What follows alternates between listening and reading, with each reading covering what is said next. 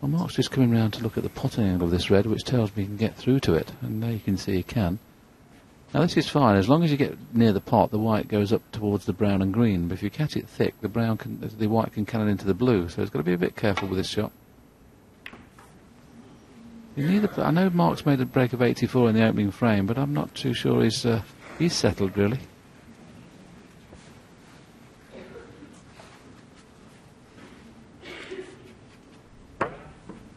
Concentrated so hard on making sure he hit it thin and not thick. Of course, hit it miles too thin.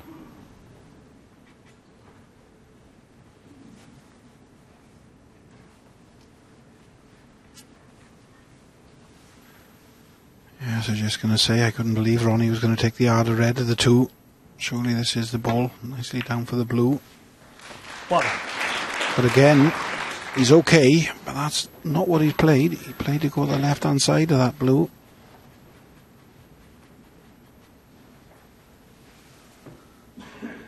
Changes hands, playing left-handed.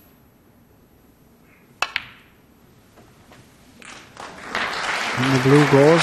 Now, has he screwed that cue ball into no man's land, or is he okay for it into the middle pocket?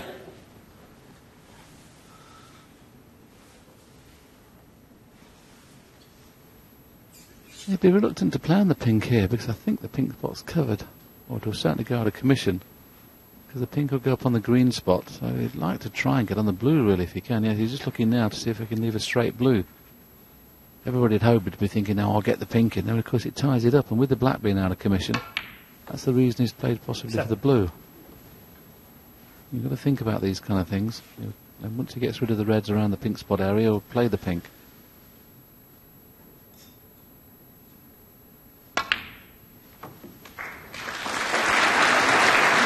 Still be reluctant to play on the pink off this red. He'll once again go up for the blue. One.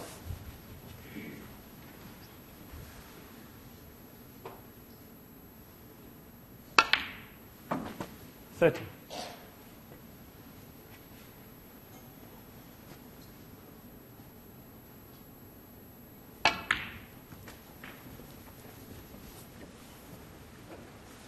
Well, you can see he's overscrewed it or underscrewed it. Take your pick.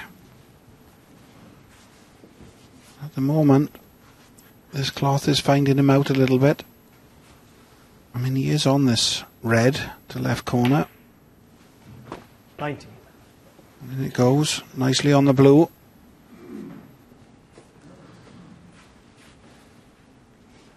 Slowly but surely he's removing the reds away from the pink spot area, so when he's got it, there you can see it's spottable now. Now if the pink still pots in the left hand corner, he might decide to play on the pink shortly.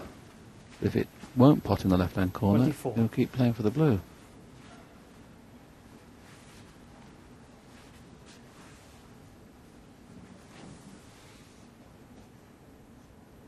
Oh, this will free the pink spot now.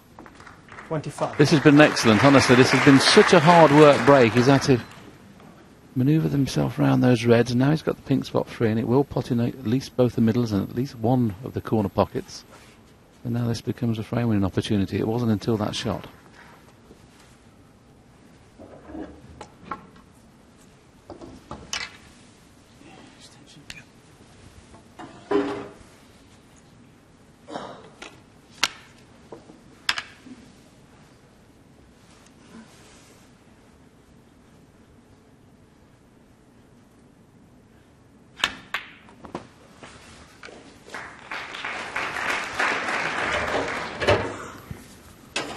This red goes past the black to right corner.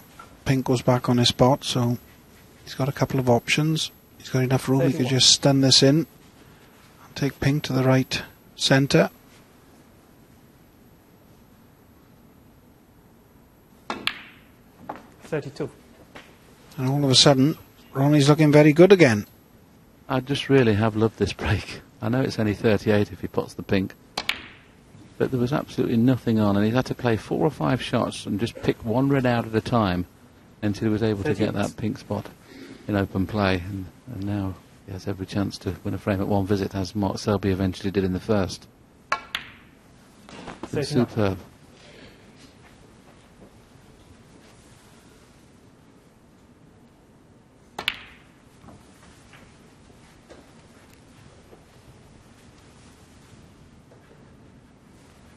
45.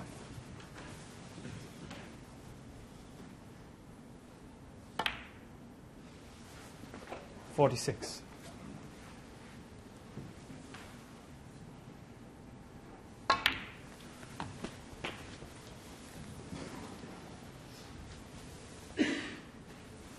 $52.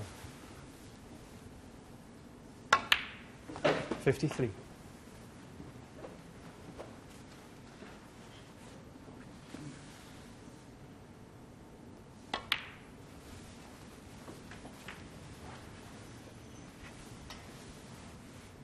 $59. 16. That's the ball Ronnie needed to square this up at one frame apiece.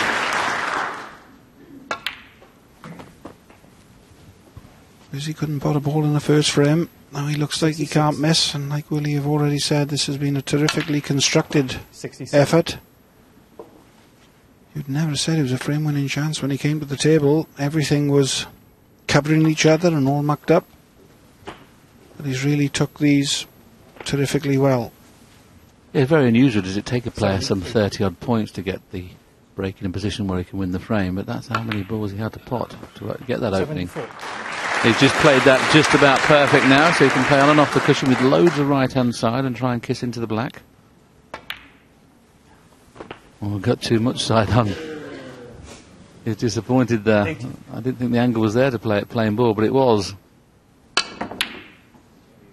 So we had an 84 from Mark Selby after a very scrappy opening frame. That started scrappy, but O'Sullivan concluded it with a magnificent break of 80 to level at 1-all. So all square, I guess that's what the neutral would have wanted. A great match developing frame by frame. Now, we've just got a little bit of time now to answer some of the questions that you've sent in to us via our Twitter address at BBC Snooker.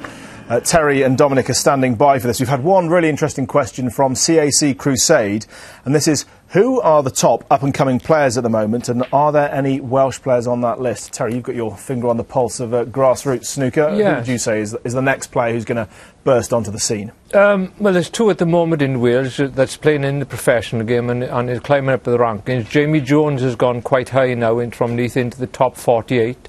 Michael White has always been the player I thought may make the breakthrough, but he's got into the top 64 this year and moving forward.